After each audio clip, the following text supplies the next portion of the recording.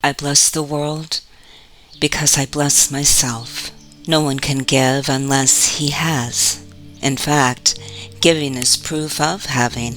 We have made this point before. What seems to make it hard to credit is not this. No one can doubt that you must first possess what you would give.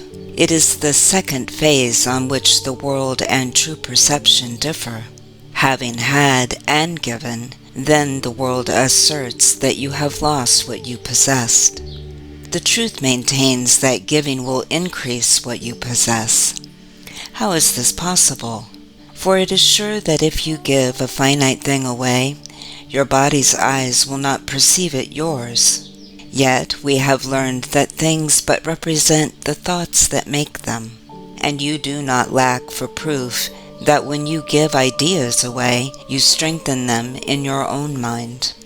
Perhaps the form in which the thoughts seem to appear is changed in giving, yet it must return to him who gives.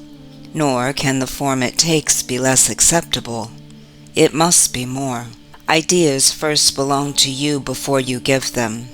If you are to save the world, you first accept salvation for yourself, but you will not believe that this is done until you see the miracles it brings to everyone you look upon. Herein is the idea of giving clarified and given meaning. Now you can perceive that by your giving is your store increased. Protect all things you value by the act of giving them away, and you are sure that you will never lose them. What you thought you did not have is thereby proven yours.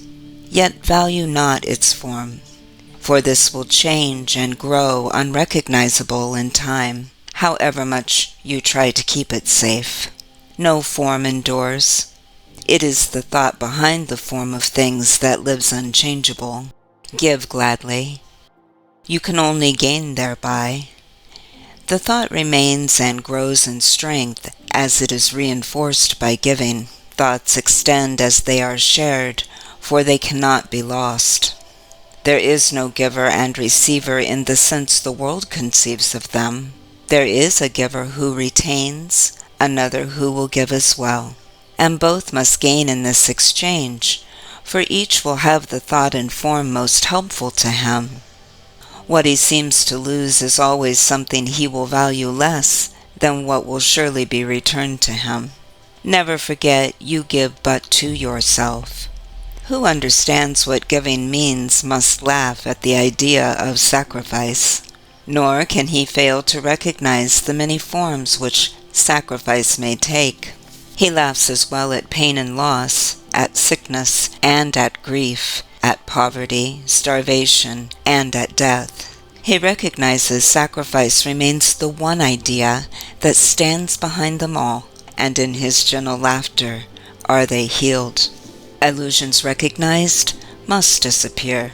Accept not suffering, and you remove the thought of suffering. Your blessing lies on everyone who suffers when you choose to see all suffering as what it is. The thought of sacrifice gives rise to all the forms that suffering appears to take.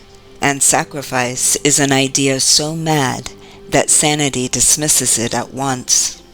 Never believe that you can sacrifice. There is no place for sacrifice in what has any value.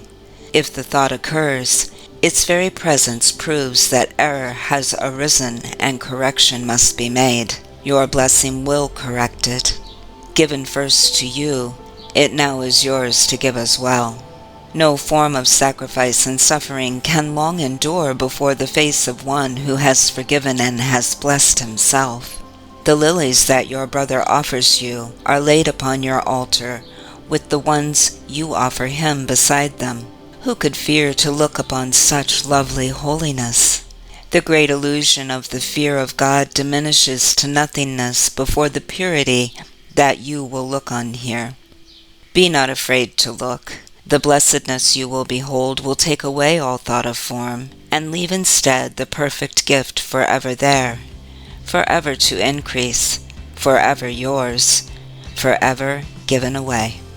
Now are we one in thought, for fear has gone, and here, before the altar to one God, one Father, one Creator and one thought, we stand together as one Son of God, not separate from Him who is our source, not distant from one brother who is part of our one self, whose innocence has joined us all as one. We stand in blessedness and give as we receive.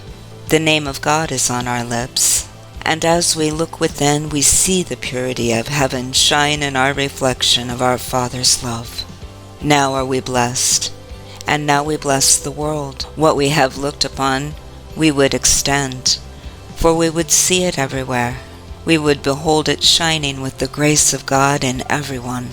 We would not have it be withheld from anything we look upon, and to ensure this holy sight is ours, we offer it to everything we see. For where we see it, it will be returned to us in form of lilies we can lay upon our altar, making it a home for innocence itself, who dwells in us and offers us His holiness as ours.